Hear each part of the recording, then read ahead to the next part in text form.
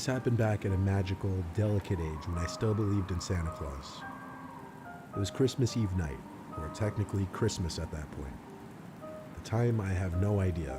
All I know is it was late and everyone in my house was probably asleep. I woke up randomly to what I don't know, but I was probably extremely thirsty. I had to get out of my bed and walk all the way downstairs to the kitchen to get a glass of water. There were night lights on in the living room and kitchen, so I didn't have to turn on any lights to see where I was going. Whenever I was thirsty when I was a little kid, I'd always decide to finish the glass in the kitchen instead of bring it up to my room. I don't know why, just one of those stupid things I did as a kid. As I was sipping the water, I heard noises come from down in the den, where we had our Christmas tree. It sounded like a big bag. I peered my head around the wall leading down the stairway to the den, but it was a little too dark to see who could be down there. I actually thought maybe it was my mom, so I started walking down the stairs, and the rustling of the bag stopped. I turned down the couch side lamp, and there I was, greeted with a massive man, both in height and size, wearing a red suit and hat and a familiar long white beard. It was Santa Claus. He waved me over, and I nervously but excitedly walked over to him.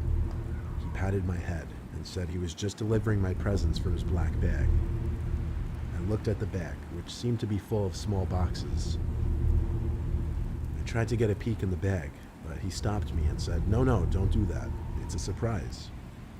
I noticed there were already some presents under the tree. He turned me around and whispered in my ear I need to go back to bed. For some reason I didn't go. I just turned around and kept looking at Santa. Eventually he actually started walking me up the stairs, telling me we need to be quiet. He asked me which way my room was, and then he told me to go up the second flight of stairs. That was when I actually obeyed him.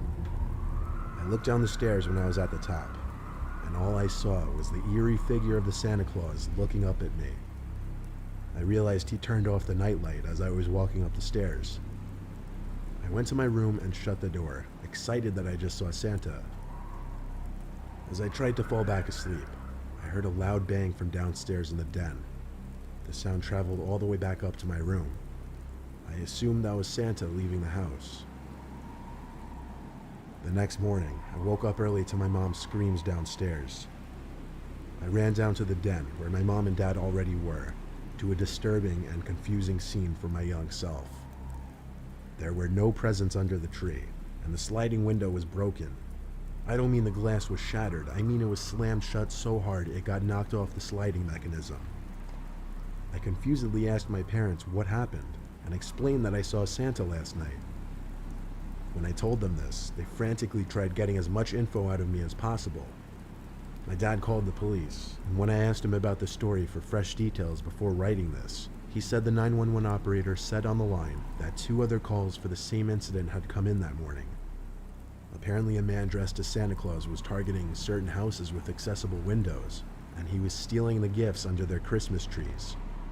I believe there's a special place in hell for that man.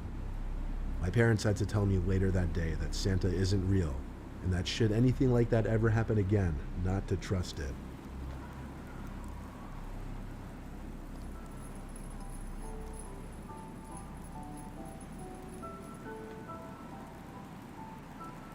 I once worked as a night security guard for a brief, horrible part of my life. It was for many places, but for the longest time, a mall in Chicago, which I'll leave the name out so that the story can in no way get traced back to me. As the lone night security guard in a huge city mall, it was very relaxing and laid back. But of course, working graveyard hours was the worst, especially when I had to do it on Christmas Eve night. I did my regular pacing back and forth the wide halls of the mall, occasionally having a seat by the big center Christmas tree which would stay lit 24/7.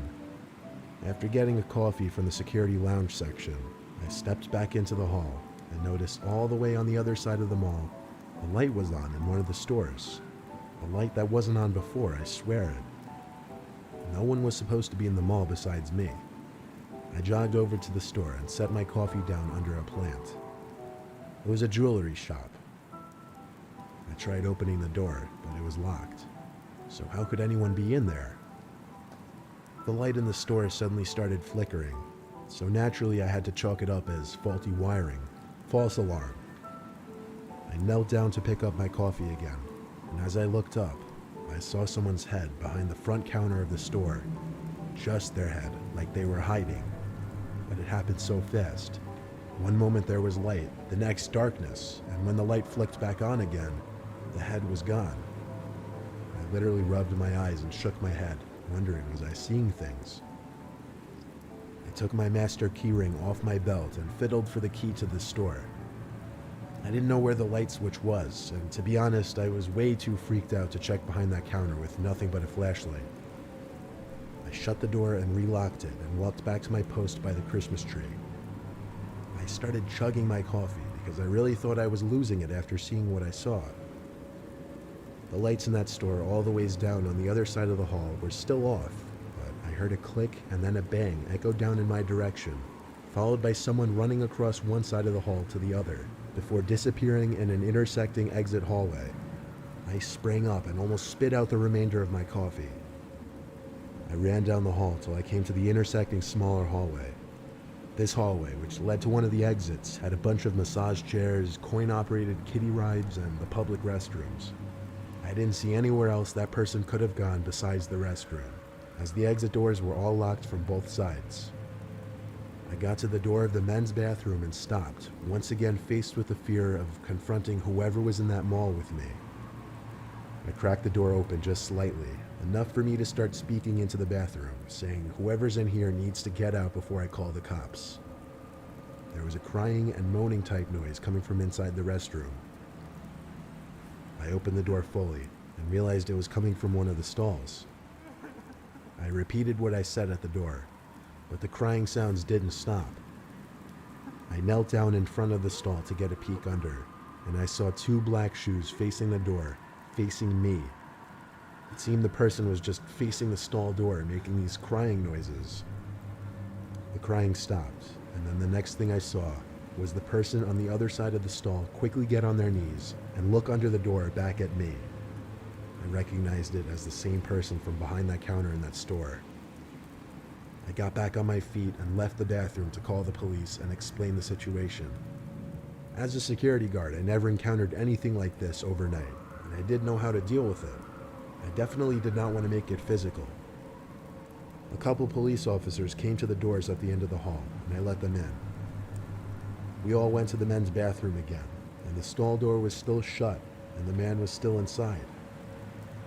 For the longest time, the officers demanded he come out with his hands up. After a while of him refusing to listen, the male officer started kicking in the stall door until it broke open.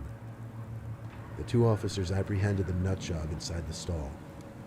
As they walked him out of the mall, though, the man had his head turned to look at me the entire time. I looked away. His dead eyes staring into my soul genuinely disturbed me. He looked like he wanted to kill me. Before he was put in the back of the police car, he said my name, and I immediately got the chills. The officers said they would find out who he is and everything, and they went on their way. My shift ended a few hours later, and for the remainder of my time working at that mall, I was always paranoid every time I'd turn a corner that he'd be standing there.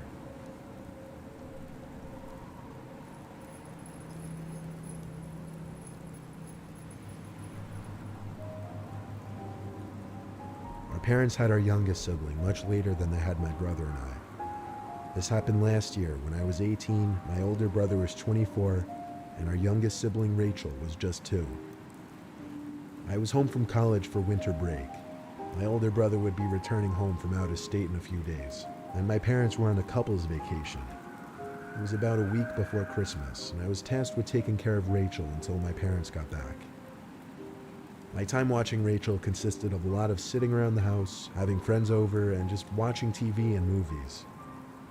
I would let Rachel play in the living room with her toys as I'd watch TV with no lights on but the Christmas tree, which I always find to make watching TV a lot more relaxing.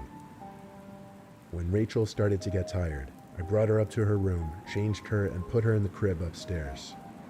I made sure to turn on the baby monitor as my parents did every night just to make sure I could hear her if she got restless. Something to note, Rachel's room shares a bathroom with my mom and dad's room. So basically, both my parents' and Rachel's rooms are connected to a bathroom, which thus connects the 2 bedrooms in a sense. I went back downstairs to watch TV. I think I was watching The Grinch when sounds started coming from the baby monitor. Distorted, human-like noises. It didn't sound like Rachel, so I hurried back upstairs to Rachel's room. I burst in so quickly and aggressively that she immediately awoke and started crying. I looked around the room naturally. Then I picked Rachel up and started gently rocking her. But I realized this didn't help. She was probably too big for it. So I put her back down in the crib and started tickling her, then gently whispering her back to sleep. When she had her eyes closed again, I left the room. A few minutes later, I heard Rachel crying again through the baby monitor. I ran up to see what's wrong. She was standing in her crib, pointing at the bathroom door, which was cracked open. I honestly didn't remember if it had been cracked open like that earlier or not. I went to check the bathroom, and it was clear. I told her calmly she's imagining things. I wasn't sure how much she understood of what I was saying, but after a few minutes in there with her, I got her to settle back down.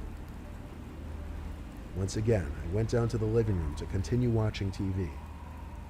The orange light on the baby monitor once again started going off. I felt like I was in a horror movie scenario. I could distinctly hear a man's whispering coming from the baby monitor. I ran back up to that room faster than ever, burst through the door to Rachel's crying again. I went to pick her up to get her out of there, and when I turned for the door, I looked into the dark bathroom, which now had the door wide open. There was a man in my parents' room, and he started walking through the bathroom towards me and Rachel. I ran out of the house to the neighbor's house while holding Rachel. Our neighbor Judy let us in and let me use her phone to call the cops. They didn't find anyone, but Judy let us stay the night at her place regardless. The next morning, Judy went back to my house with me to look around as support. The house seemed clear. However, I couldn't help but look around the house to try and find out how he got in, but I just couldn't, and it made no sense. A couple weeks later, my mom sent me to the attic to put some of the Christmas decorations away, and you wouldn't believe what I found up there. In the corner of the attic was a bed of blankets and a pillow, hidden behind a bunch of ripped up boxes stacked up as a wall. I immediately associated it to that man in our house. We have no idea how long that man was actually in our house for.